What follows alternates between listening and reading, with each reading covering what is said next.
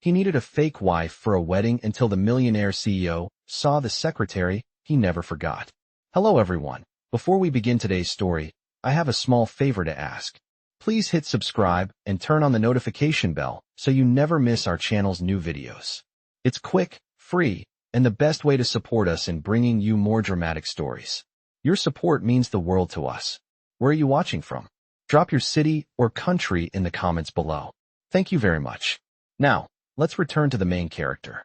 Ethan Walker had mastered the art of control long before he turned 38, the kind of control that turned chaos into clean lines and uncertainty into contracts signed with steady hands. As the CEO of Walker Holdings, his days were measured in board meetings, earnings calls, and flights that blurred time zones into a single gray ribbon beneath his private jet.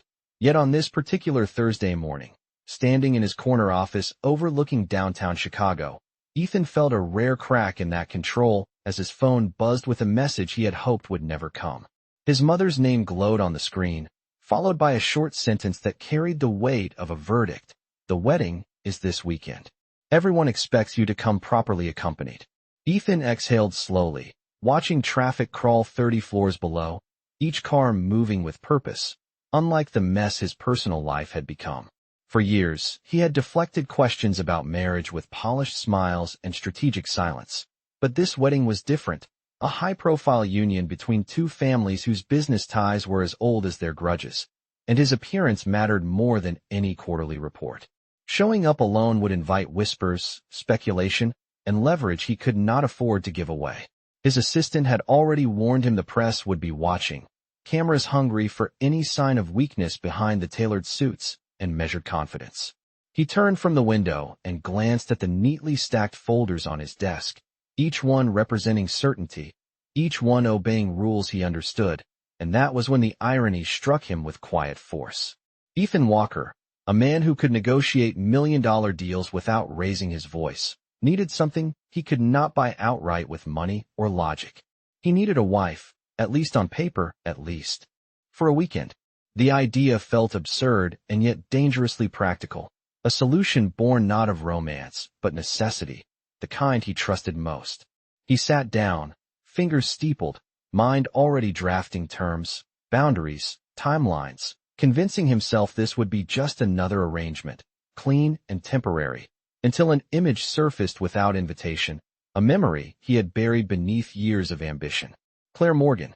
The name arrived with a softness that surprised him, carrying with it the echo of quiet competence and a presence that never demanded attention yet somehow held it.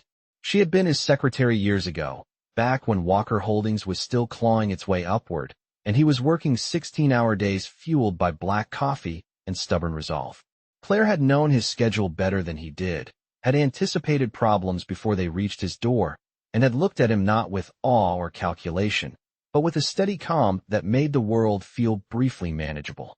She had left suddenly, no drama, no confrontation, just a resignation letter and a polite smile that lingered longer than it should have, and he had let her go, telling himself there was no room for distractions on the path he had chosen. Now, with his phone still glowing on the desk and the weekend looming closer by the second, Ethan felt the past press gently against the present, reminding him that some solutions came not from spreadsheets, but from the spaces he had tried hardest to forget. He straightened his jacket, jaw setting with renewed focus, unaware that the choice he was about to make would blur every line he thought he had drawn between business and the heart. The decision settled over Ethan Walker with a strange calm, the kind that arrived only after every other option had failed him. And within an hour he found himself driving through a quieter part of the city, away from glass towers and valet stands, toward a block of brick buildings where the sidewalks were narrower and the air smelled faintly of coffee and rain. He had not been here in years, yet his hands remembered the turns without help from the navigation screen, muscle memory guiding him to a modest office complex with a small brass directory by the door. Claire Morgan's name was no longer etched there, and for a brief moment he wondered if this was a sign to turn back, but then he saw her through the window of a corner cafe across the street, seated alone with a laptop open and a mug cradled between both hands. She looked different and exactly the same all at once, her hair a little shorter, her posture softer, but that same quiet focus still framed her face, as if the world moved just slightly slower when she was concentrating. Ethan paused before stepping inside, adjusting his jacket more out of habit than necessity, reminding himself that this was supposed to be simple, a conversation with a purpose, not a reunion that stirred memories he had carefully archived.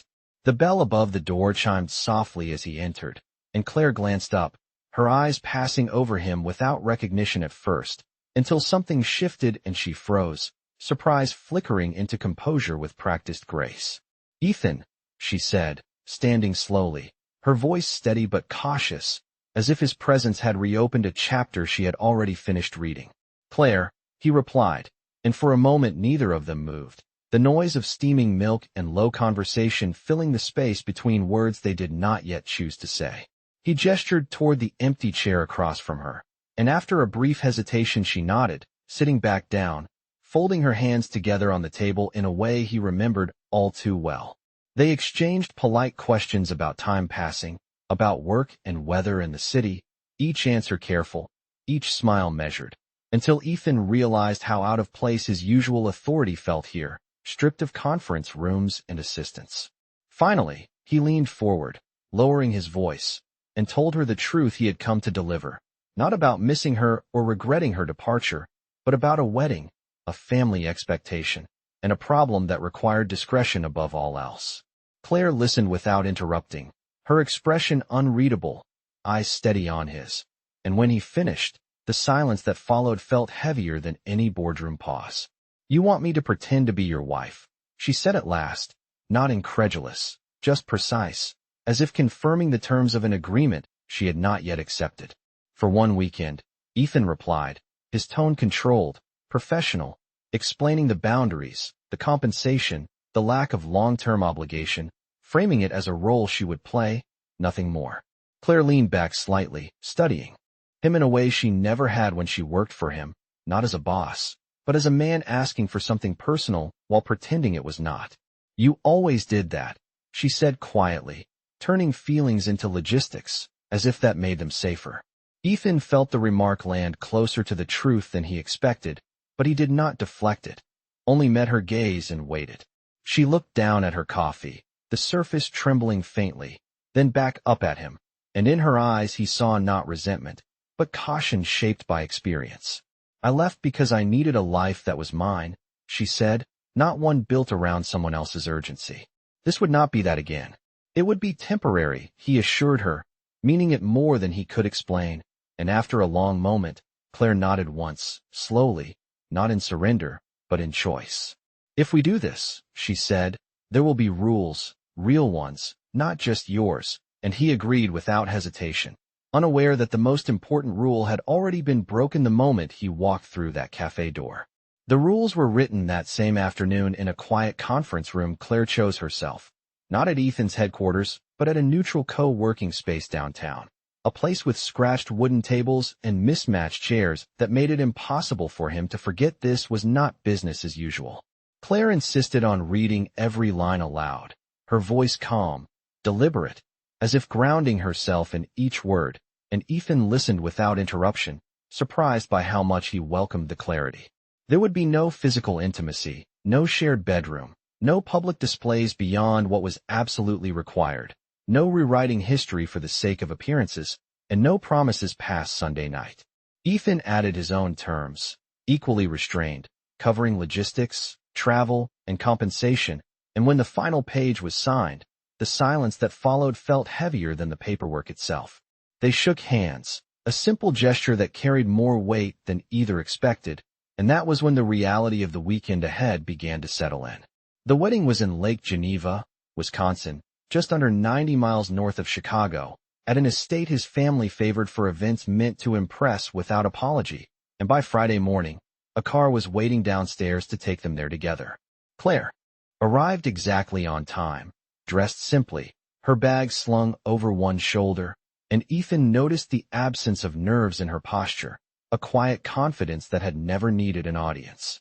During the drive, they reviewed details, names, fabricated memories reduced to safe truths, how they supposedly met through work, how long they had been together, what they liked about each other, all delivered in measured tones that avoided looking too closely at the irony of rehearsing affection.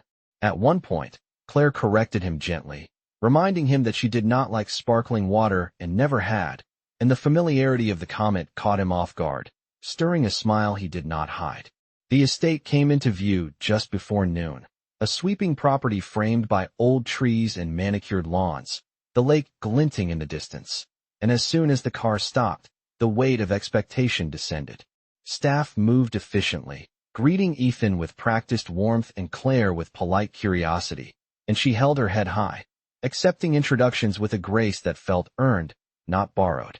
Inside the main house, his mother appeared almost immediately, eyes sharp, assessing, and when Ethan introduced Claire as his wife, the word landed with a quiet thud that echoed in both of them.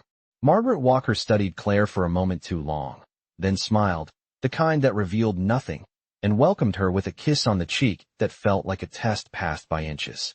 Throughout the afternoon, Claire played her role flawlessly, answering questions without over-explaining, laughing when appropriate, never clinging, never retreating, and Ethan found himself watching her with a growing awareness that this was not an act she was performing for him. During a brief lull, they stood together on a balcony overlooking the water, the breeze cool against their faces, and Claire reminded him softly that they should keep some distance. That familiarity invited scrutiny. He nodded, stepping back half a pace, but the space between them felt louder than the conversation below. For the first time since this plan began, Ethan understood that the real risk was not being exposed, but realizing how easily this arrangement blurred into something dangerously real. Saturday arrived with a soft gray morning that settled over the estate like a held breath, and by the time Claire finished getting ready in the guest room assigned to her, the house was already humming with preparations. She stood in front of the mirror, adjusting the sleeve of her dress, choosing something elegant but understated, careful not to look like someone trying too hard to belong.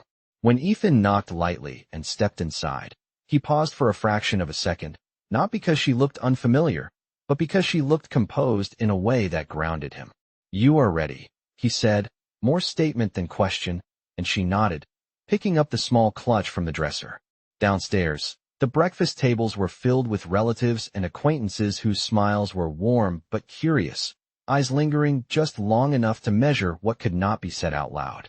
Claire navigated the room with practiced ease, greeting people by name after being quietly prompted by Ethan, remembering details as if they mattered because to her, they did.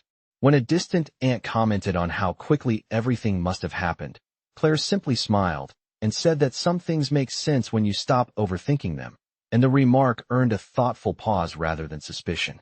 Later that afternoon, as guests gathered by the lake for photographs, an unexpected challenge surfaced when Vanessa Cole appeared, her arrival announced by a ripple of recognition that reached Ethan before he saw her.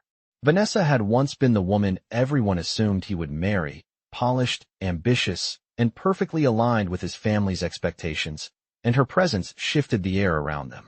She greeted Ethan with familiar warmth, then turned her attention to Claire, her smile tightening almost imperceptibly as she asked how they had met. Claire answered without missing a beat, speaking of late nights, shared work, and quiet understanding, her tone gentle, sincere, and disarming enough to draw approving nods from those listening. Vanessa laughed lightly, making a comment about how surprising life could be, but the edge beneath her words did not go unnoticed. Ethan felt the old instinct to manage, to step in and redirect, but before he could, Claire placed a hand on his arm, the contact brief and intentional, a reminder of their agreement and perhaps something more. The wedding ceremony itself passed without incident, vows echoing across the water, the atmosphere romantic and expectant, and as applause rose, Ethan realized he was no longer counting the hours until Sunday. During the reception, a minor crisis erupted when a seating mix-up threatened to offend a key family friend, and while others debated solutions, Claire quietly stepped forward, addressing the issue with calm diplomacy, rearranging placements with a smile and a word of thanks that diffused tension instantly.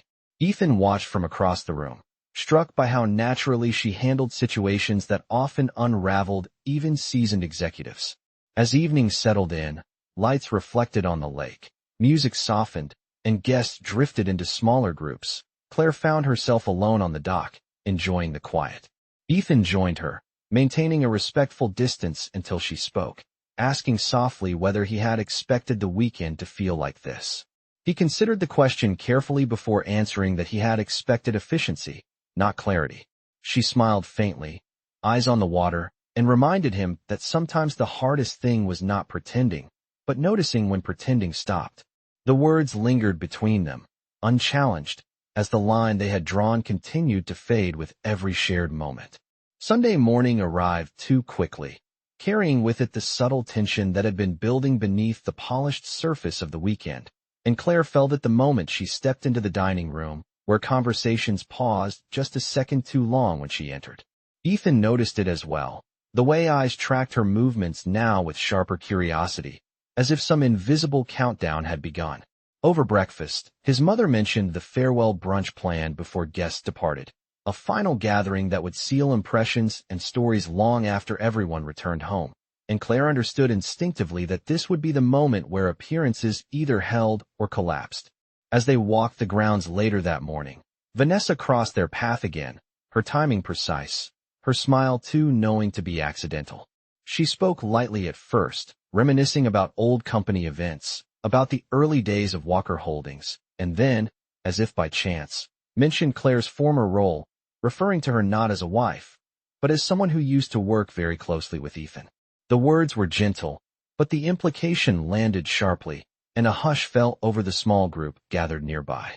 Claire felt the heat rise to her face, not from shame, but from the realization that this was the moment she had always feared, being reduced to a footnote in someone else's narrative.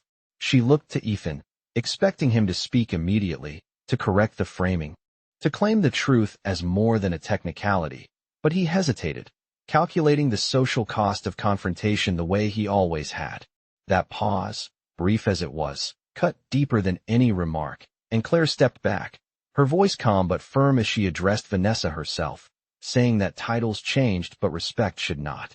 The exchange passed without open conflict, but the damage had been done, and later, as guests dispersed for the brunch, Claire excused herself, retreating to the quiet of the guest room where she packed her bag with deliberate care. Ethan found her there minutes later, the sound of the door closing behind him louder than it should have been, and for the first time since this arrangement began, the distance between them felt intentional rather than cautious. "You hesitated," she said softly, not accusing, simply stating what was true, and he did not deny it, admitting that old habits had surfaced at the worst possible moment. He explained the pressure, the expectations, the fear of making a misstep in front of people who had shaped his life long before he shaped his own, but the words sounded hollow even to him. Claire listened, then reminded him that she had agreed to play a role, not to be erased, and that the contract they signed had not prepared her for being quietly dismissed when it mattered most. The brunch continued downstairs without them, laughter drifting up through open windows, while the space between them filled with an understanding that this was the real test, not of the arrangement, but of character. Ethan realized then that no deal, no carefully constructed plan, could protect him from the consequences of choosing safety over honesty, and as Claire lifted her bag, preparing to leave before Sunday night made good on its promise of an ending, he understood that if he let her walk away now, it would not be because the agreement had expired, but because he had failed to choose her when it counted. The realization settled heavily, reshaping everything he thought this weekend was meant to be, and for the first time, he faced the possibility that losing control might be the only way to claim something real. Claire paused at the doorway, her hand resting on the handle as if weighing whether to open it or leave it untouched, and Ethan spoke before she could decide, his voice quieter than she had ever heard it, asking her to give him 5 minutes not as a CEO or a son, but as a man who had just realized how close he came to losing something he never meant to treat lightly. She did not turn around at first, only listening, and he continued, explaining that the hesitation she saw was not doubt about her, but fear of breaking a pattern that had governed his life for decades, a pattern where approval came before truth and silence felt safer than honesty. He admitted that every major decision he had ever made had been filtered through expectation, that even his success was built on choosing what was acceptable rather than what was right, and that in that brief pause with Vanessa, He had defaulted to the version of himself he was supposed to be, not the one he wanted to be. Claire finally turned, meeting his gaze with an expression that held neither anger nor softness, only clarity, and she told him that understanding the reason did not erase the impact, that she had spent years rebuilding herself after leaving his office because she refused to disappear behind someone else's ambition again. Ethan nodded, accepting the truth without defense, and then did something that surprised even him. He apologized without qualification, not for the inconvenience, not for the optics, but for the choice itself.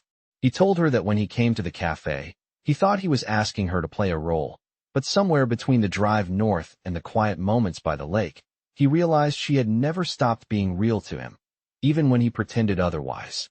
Downstairs, the brunch continued, the sound of clinking glasses and polite laughter drifting upward, and Ethan made a decision that felt less like strategy and more like release. He asked Claire to come with him, not to perform, not to salvage appearances, but to stand beside him while he corrected what he had failed to do earlier. They descended the stairs together, their arrival drawing attention as conversation slowed, and Ethan cleared his throat, the room gradually quieting as people turned toward him, expecting a toast or a gracious farewell. Instead, he spoke plainly, acknowledging Claire as his wife, not in the contractual sense that had begun this weekend, but as the person who had shown him what partnership actually looked like, giving credit where it was due, addressing the comment that had been made, and making it clear that her past role did not diminish her present place. The reaction was subtle but unmistakable, a shift in posture, a recalibration of respect, and when his mother met his eyes across the room, there was surprise there, followed by something that resembled acceptance.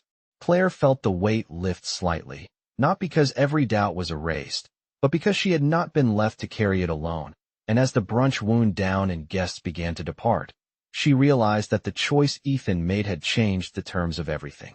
Later, as they stood outside waiting for the car that would take them back to Chicago, the contract she had signed felt distant, almost irrelevant, and when Ethan asked her quietly what happened next, she answered honestly that she did not know, only that whatever came would have to be built without pretending. He agreed, understanding that this was not a conclusion but a turning point, and as the estate faded behind them, both of them aware that Sunday night no longer marked an ending, but the beginning of a question neither had planned to ask. The drive back to Chicago unfolded in a quieter rhythm, the city skyline rising ahead of them as dusk softened the edges of the day, and Claire watched it through the window, aware that the weekend had rearranged more than she expected. Ethan kept his eyes on the road, not because there was nothing to say, but because he was choosing his words with care for once, letting silence do some of the work he used to rush past. When they reached the city, he did not pull up to her apartment immediately, instead asking if she would be willing to join him for a short walk. Nothing formal, just air and distance enough to let the weekend settle. They parked near the river, the water reflecting lights like broken constellations, and walked side by side without touching, the space between them deliberate but no longer guarded.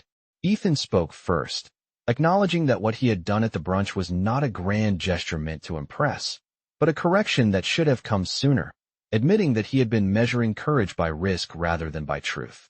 Claire listened, her pace steady, telling him that she had learned to value consistency more than declarations, that one choice, even a good one, did not erase patterns built over years. He agreed, saying that the hardest part of leadership was discovering how easily confidence could become armor, protecting him from discomfort while costing him connection.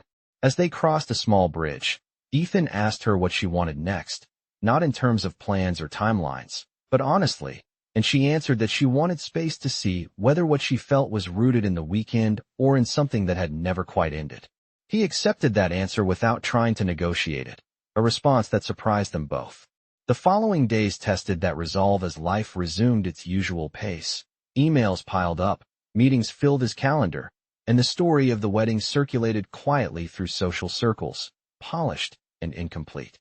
Claire returned to her routine as well, consulting work, mornings that began early, evenings that ended without expectation. And yet there were moments when her phone buzzed with a message from Ethan that was not urgent, not strategic, just present, asking how her day had been or sharing a thought he would have once kept to himself. She noticed the difference in tone, the absence of pressure, and allowed herself to respond in kind, cautiously, honestly. Midweek, an unexpected complication surfaced when an industry article speculated about Ethan's marriage, framing it as a calculated move tied to business alliances, reducing Claire to an accessory once again. Ethan saw it early, felt the familiar impulse to ignore it, and then remembered the weight of silence. Without consulting his team, he issued a brief statement clarifying that his personal life was not a strategy, that partnership was not leverage, and that respect was non-negotiable, a choice that sparked internal debate but settled something in him. Claire read the statement later that night, not as a promise, but as evidence, and felt a cautious warmth replace some of the doubt she carried. When they met again at a quiet restaurant near her neighborhood, there was no contract on the table, no rehearsal of roles, only two people relearning how to speak without an agenda. They talked about work, about missteps, about the ways ambition could shrink or expand a life depending on how it was held, and when they parted, it was without certainty, but with intention. As Claire walked home, she understood that whatever came next would not be defined by a weekend or a title, but by whether Ethan continued to choose honesty when no one was watching. And as Ethan stood alone for a moment longer, he realized that this was the challenge he had never trained for, not winning trust, but earning it slowly, without a safety net. The shift from intention to action did not arrive with fireworks or speeches, but with a quiet resolve that followed Ethan through a week of meetings he approached differently than before, listening more than directing, questioning assumptions he once accepted as fixed. When an important board session veered toward the familiar language of optics and leverage, he found himself pushing back, not loudly, but clearly, making it known that decisions would no longer be shaped by appearances alone, a stance that unsettled some and surprised others. That same evening, he invited Claire to meet him not at a restaurant or office, but at a small art gallery tucked between brick storefronts near the river, a place she once mentioned in passing during her years as his secretary, back when he had been too distracted to follow up. She arrived unsure of the purpose, greeted by soft lighting and a space cleared of other guests, and as she stepped inside, she realized the walls were filled with work from local artists she admired, the kind of talent often overlooked in favor of louder names. Ethan explained that he had funded the exhibition anonymously, not as a gesture meant to impress her, but because he remembered what she valued, and because supporting something quietly meaningful felt closer to who he wanted to be. They walked the gallery together, discussing pieces that resonated, sharing thoughts without urgency, and Claire felt the difference between a performance and an offering made without expectation. At the center of the room, Ethan stopped, reaching into his jacket not to produce a ring or a document, but the folded contract they had signed weeks earlier, edges worn from being carried. He told her that it no longer had a place in their story, that whatever came next would have to exist without clauses or deadlines, and with a steady motion, he tore it in half, then again, until it was nothing more than scraps he placed carefully into a nearby trash bin. Claire watched, understanding that the act was symbolic but not sufficient on its own, and Ethan acknowledged that too, saying that trust would not be rebuilt by gestures alone, but by consistency over time. He told her he was stepping back from any narrative that framed their connection as convenience, that he had already declined interviews that sought to turn their weekend into speculation, and that he was prepared to accept the consequences of choosing differently, professionally and personally. The honesty in his voice carried no urgency, no plea, just an openness that left room for her to decide without pressure. Claire took a moment, letting the quiet of the gallery settle, considering not the man he had been when she left his office years ago, but the one standing in front of her now, willing to be seen without armor. She told him that she was not ready for declarations or labels, that healing old patterns required patience, but that she was willing to try, not because of the weekend or the gallery, but because he had finally chosen to act when there was nothing to gain except integrity. Ethan accepted her terms with gratitude rather than relief, understanding that this was not an ending but a commitment to begin differently. As they left the gallery together, stepping into the evening air, there was no hand holding, no promise made aloud, yet the space between them felt aligned rather than guarded, shaped by a mutual choice to move forward without pretending. In that quiet walk along the river, Both of them understood that the grandest gesture was not what he had done that night, but what he would continue to do when no one was watching. And for the first time, that felt like enough to build something real. Time did what neither of them rushed it to do, smoothing edges through repetition and showing its truth through ordinary days rather than dramatic moments. And months after the gallery evening, Ethan and Claire found themselves sharing a rhythm that felt earned. He learned to leave work at work, to show up when he said he would, to listen without preparing a response, and she learned to trust the quiet consistency that replaced the old cycle of urgency and retreat. They did not announce anything, did not correct every rumor, and yet their presence together grew. Unmistakably real, marked by simple routines like Saturday mornings at a neighborhood market and evenings spent cooking meals that did not require an audience. When Ethan's mother invited them to dinner one night, the conversation unfolded without tests or veiled questions, just a genuine curiosity about Claire's work and interests, and afterward, as they walked back to the car, Ethan admitted how much that ease meant to him, not as validation, but as relief. The season shifted, leaves turning along the river, and with it came a moment Ethan had been planning quietly, carefully, without the trappings of spectacle he once relied on. He asked Claire to meet him at the same stretch of river where they had walked after returning from Lake Geneva, choosing a weekday evening when the path was quieter and the city felt closer. They stood watching the water for a moment, comfortable in silence, until Ethan spoke, telling her that he had spent much of his life believing commitment was something negotiated, structured to minimize risk, but that knowing her had taught him a different definition, one grounded in showing up without leverage. He told her he was not asking her to erase the past or promise a future that felt rehearsed, only to choose the next step together, freely, without contracts or conditions. When he reached into his pocket, there was no flourish, just a simple ring he had selected not for its size or status, but because it reminded him of clarity, understated and intentional. Claire listened, her expression thoughtful rather than surprised, and when she answered, she did not rush, telling him that what made the question meaningful was not the ring or the words, but the months of alignment that led them there. She said yes with a smile that carried certainty without spectacle, and they stood for a moment longer, letting the city move around them as if nothing had changed and everything had. Their wedding, when it came, was small and deliberate, held in the same gallery that had once marked a turning point, surrounded by people who knew them as individuals rather than a narrative. There were no speeches about power or redemption, only gratitude for choosing honesty again and again, and when they exchanged vows, the promise was simple, to keep choosing integrity even when it was inconvenient. Later, as they walked home hand in hand, Ethan reflected on how far he had come from the man who needed a role filled for a weekend, understanding now that love was not something arranged to satisfy expectation, but something built through courage and care. Claire felt the same quiet assurance, knowing she had not been chosen for convenience, but for who she was, fully and without qualification, and together they stepped into a life defined not by appearances, but by the steady, unremarkable acts that made it real.